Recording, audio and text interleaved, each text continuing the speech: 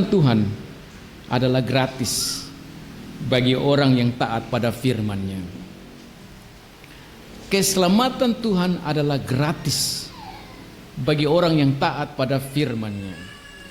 Ada 3 hal yang kita lihat bagaimana ketaatan itu harus dibuktikan. Ketaatan kita harus dibuktikan dengan 1, kerendahan hati, yang kedua kesetiaan, dan yang ketiga kejujuran. Keselamatan Tuhan gratis bagi orang yang taat kepadanya, kepada firman-Nya. Ketaatan itu harus dibuktikan dengan kerendahan hati, kesetiaan, kejujuran. Nah, saya simpulkan pertama-tama ketaatan itu harus dibuktikan dengan kerendahan hati. Anda akan melihat itu dalam ayat pertama sampai dengan ayat yang ke-8. Bagaimana Naaman, bagaimana saudara juga harus taat Tuhan, dan itu dimulai dengan rendah hati. Ketaatan itu juga dibuktikan dengan kesetiaan. Saudara lihat itu nanti sebentar dalam ayat 9 sampai dengan ayat 15a. Bahwa kita ke gereja, kita harus setia meskipun ada begitu banyak tantangan. Dan yang ketiga, ketaatan itu harus dibuktikan dengan kejujuran, keterbukaan. Mari kita lihat bagaimana Tuhan membuka akan rahasia ini. Bagaimana Tuhan membuka supaya anak-anak Tuhan terus-menerus taat kepada Tuhan. Kuncinya di mana? Supaya kita harus terus taat dan taat dan taat. Meskipun kita tahu bahwa si A dan si B, orang sekeliling kita, ingin agar kita lari dari Tuhan, ingin agar kita melawan Tuhan. Iblis ingin memakai akan kesengsaraan, penyakit kita untuk melawan Tuhan. Tapi Tuhan ingin agar kita taat sampai mati meskipun dalam keadaan susah. Dan dia buka itu dengan cerita ini. Ini cerita nyata. Ini bukan suatu cerita dongeng. Karena ini cerita nyata, dikatakan bahwa ada seorang Naaman, dia panglima Raja Aram.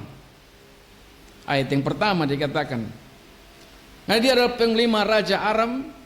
Aram adalah bangsa yang memusuhi bangsa Tuhan, bangsa Israel. Nah, kalau dia adalah panglima Raja Aram, itu berarti bahwa tentara-tentara semua ada di bawah taklukan, ada di bawah kuasa daripada Naaman ini. Dan karena dia adalah seorang panglima, dia berperang dan dia sukses. Apalagi saudara melihat di sana di dalam ayat yang pertama itu dikatakan Naaman ini disayangi oleh Raja Aram. Mengapa disayangi? Karena ayat 1 dikatakan, sebab oleh dia, yaitu Naaman, Tuhan telah memberikan kemenangan kepada orang Aram. Naaman tidak percaya kepada Tuhan. Tetapi ketika Naaman pergi dan berperang, dia menang. Padahal dia musuh Tuhan. Kenapa? Karena orang Israel, anak-anak Tuhan berpaling dari Tuhan, melawan Tuhan. Karena itu Tuhan menghukum bangsa Israel dengan membangkitkan Aram, menghukum bangsa Israel dengan membangkitkan Naaman, supaya Naaman berperang dengan orang Israel dan orang Israel kalah. Tetapi ada sesuatu yang luar biasa. Sehebat-hebatnya Naaman, sekuat-kuatnya Naaman, firman Tuhan mengatakan, tetapi orang itu, ayat 1, tetapi orang itu, seorang pahlawan tentara, sakit kusta. Naaman punya problem besar. Dia boleh hebat, dia boleh punya uang banyak, boleh kuasa yang hebat besar, tetapi dia punya satu problem, penyakit kusta.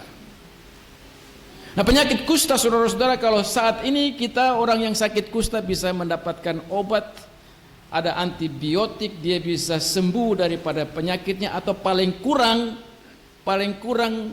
sakitnya itu dapat diobati sehingga pelan-pelan sakit itu akan redup, tidak mematikan orang secepatnya. Tetapi pada zaman Alkitab, orang yang sakit kusta adalah orang yang betul-betul menderita. Pertama-tama penderitaan secara sosial. Penderitaan secara sosial karena apa? Karena di dalam hukumnya orang yang sakit kusta tidak boleh berdekatan dengan orang lain karena bisa menular. Yang kedua, karena penularan itu sehingga dia harus mengisolasi diri. Secara sosial dia tertekan. Yang kedua, sakit kusta memang susah disembuhkan pada saat itu. Sekarang pun juga susah, meskipun dengan dunia medis yang maju. Nah, Naaman mendapatkan problem ini meskipun dia disayangi oleh raja, meskipun raja ini uang yang banyak, tetapi problemnya ialah dia mendapatkan sakit kusta dan tidak ada orang lain yang bisa menyembuhkan dia. Mengapa saya katakan tidak bisa? Tidak ada orang lain yang bisa sembuhkan dia? Karena ini raja punya orang percaya. Nah, kalau raja punya orang percaya, mana mungkin raja ini tidak bisa panggil dukun A, dukun B. Dia bayar sebanyak mungkin untuk menyembuhkan orang yang betul-betul hebat ini.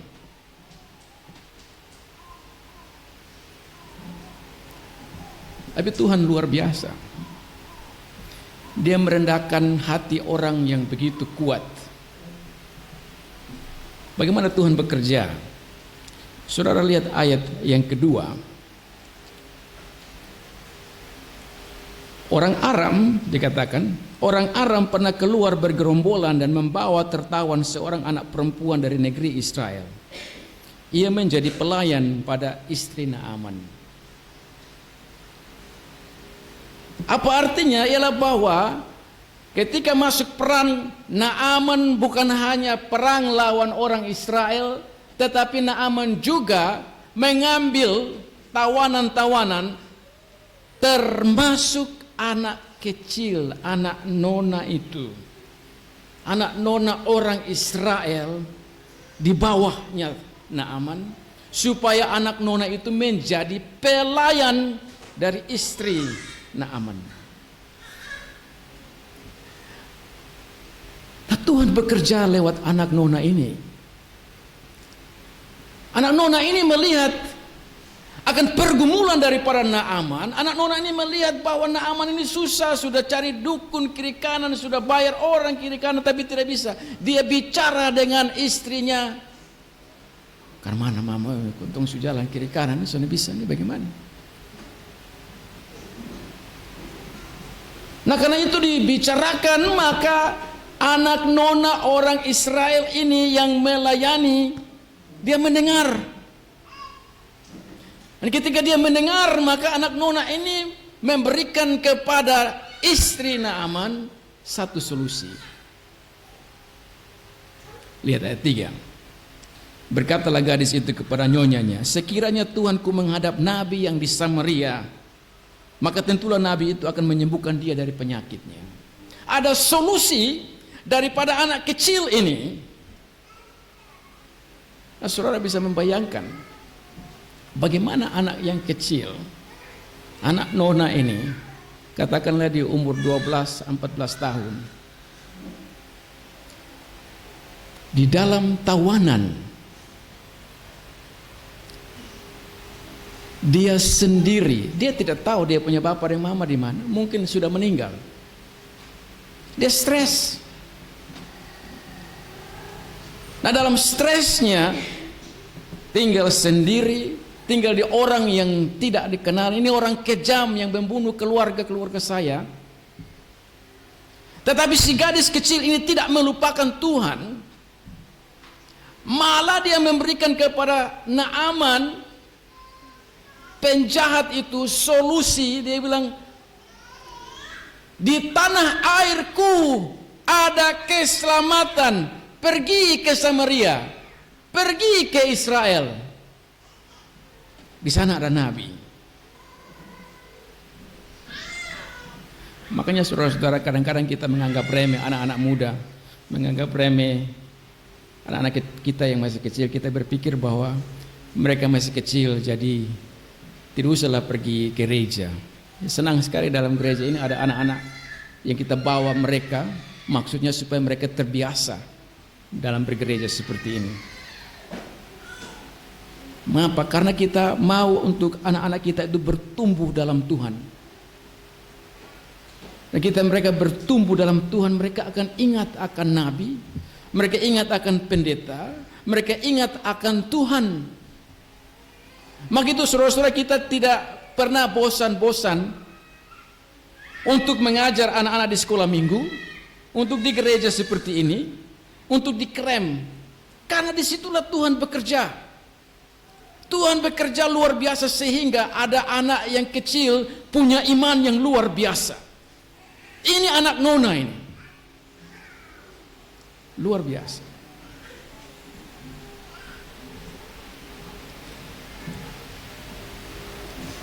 Nah, coba bayangkan, Naaman orang yang besar, Naaman punya kuasa, dan didengar ini anak kecil.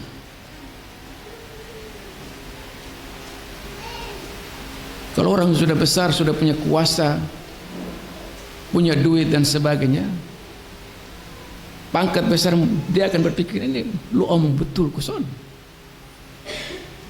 Jangan sampai lu karang-karang atau lu mimpi. Tetapi Naaman ikut anak Nona ini, ikut sarannya. Bukan hanya Naaman ikut, tetapi Naaman bahkan memberitahukan ini kepada raja. Artinya ialah bahwa ada diskusi, ini ada rapat. Panglima perang pergi dan memberitahukan kepada raja, Bapak Presiden, ini ada usulan dari anak kecil untuk saya pergi ke Samaria menghadap nabinya. Ke mana?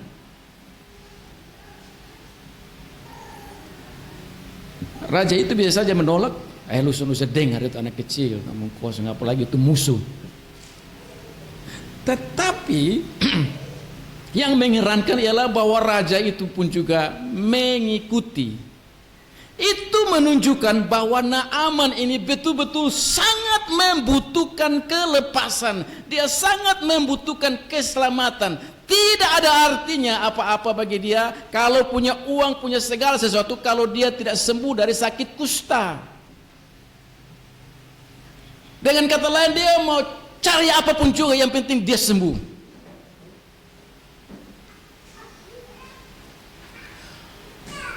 Menarik sekali. Ada rapat dan raja memutuskan, oke, kita ikut itu anak kecil. Dan raja menulis surat. Bayangkan, dengan usulan anak Tuhan tadi, ada rapat dalam kerajaan, dan ketika ada rapat dalam kerajaan, diputuskan secara resmi untuk dituliskan surat. Dan bukan hanya surat, tetapi juga dibawakannya begitu banyak harta benda. Saya hitung-hitung, itu harta benda itu kalau diuangkan sekarang itu sama dengan 1 triliun. Dikatakan di sana, lalu pergilah Naaman dan membawa sebagai persembahan 10 talenta perak dan 6.000 sikel emas dan 10 potong pakaian. Itu semua sama dengan 1 triliun kalau diuangkan dari sekarang. Banyak. Hanya untuk Naaman sembuh. Ditambah lagi dengan surat. Jadi ada kekayaan yang dibawa, ada kuasa yang dibawa oleh Naaman. Kuasa ini yaitu raja menulis surat.